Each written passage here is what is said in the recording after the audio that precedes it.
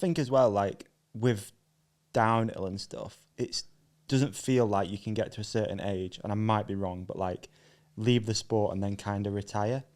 Whereas other sports, I don't really know what I'm trying to say. Financially? Yeah, other sports, especially again during the motor. Greg probably could, I hope. Yeah, Greg probably could. But I mean, he's done 400 years of earning decent wage. Yeah. He's got time on.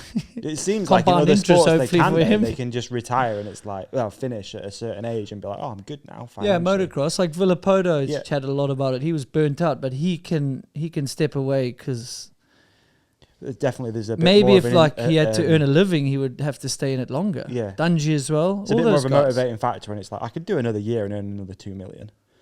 In it, it's a bit more like, yeah, go on then, I'll do another year. Yeah. But well, that's interesting for those guys to turn down. Yeah, that's what I mean. They got enough money in the bank to turn down like a million base salary or whatever and bonuses. It goes both ways, doesn't it? Really, I guess. Like, but that sport burns you out, man. I think as well that when you speak to people that do it, I think it's like it is.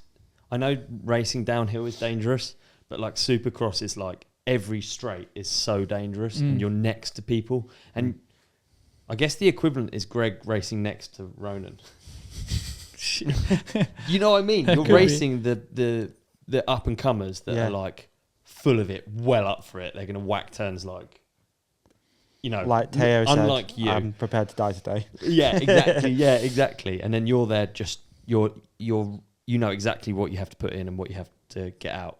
Like, you know, you're doing everything. You watch Greg ride; he's so efficient, isn't he? That's like so many years of knowing exactly what to do. You're not whacking stuff or like. Yeah. But that used to be the sport, like professionalism, efficiency, race strategy. That could really get you some crazy results. And now you've got to add that little bit of aggression, fitness, obviously.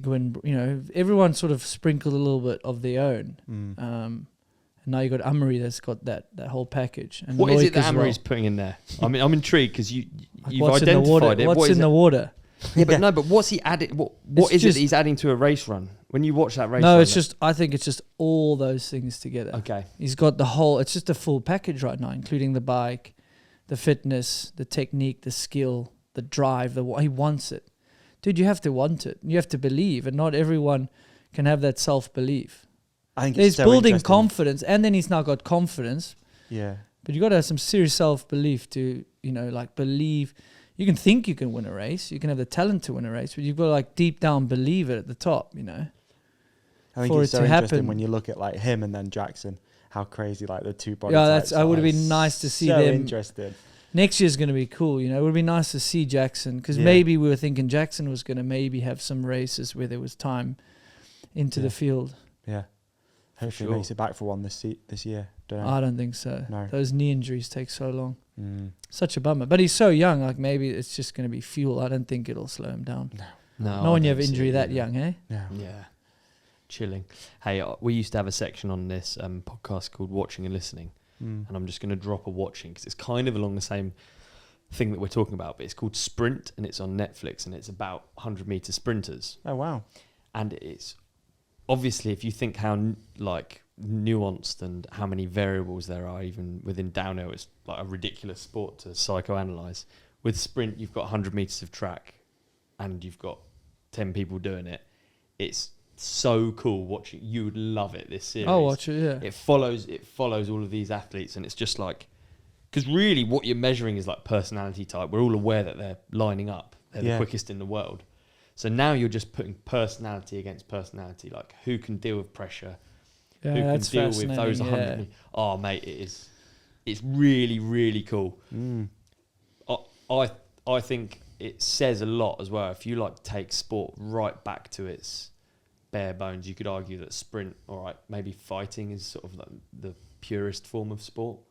Maybe sprint, wrestling, maybe racing. Yeah, exactly. But you can really kind of build up what success looks like, can't you? You can see what attitude people have in sport that is successful, I feel like. And if you look at the World Cup field, I wonder if there's like, you can draw parallels maybe.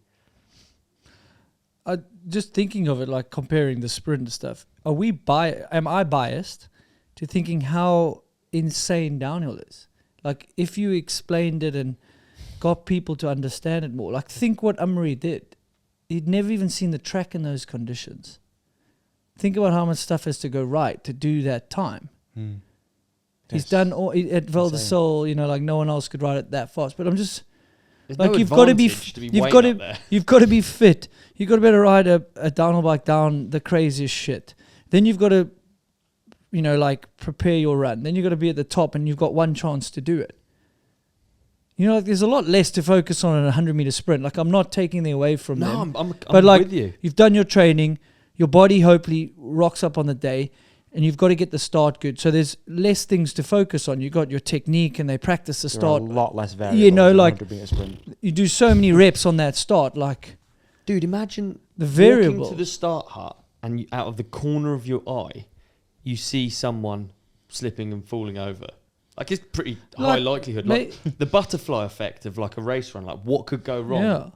Like, you should ask the guys in the comments, like, is there a more unique sport we're missing? Like, I hope there is. It just seems like it's a pretty fiercely complicated, complex sport. Motocross is up there as well, like the sure physicalities, but like you can make mistakes in a motocross race and still like piss on the field. Yeah, you still if you're fast enough to recover. Yeah. Whereas with this, it's just one go.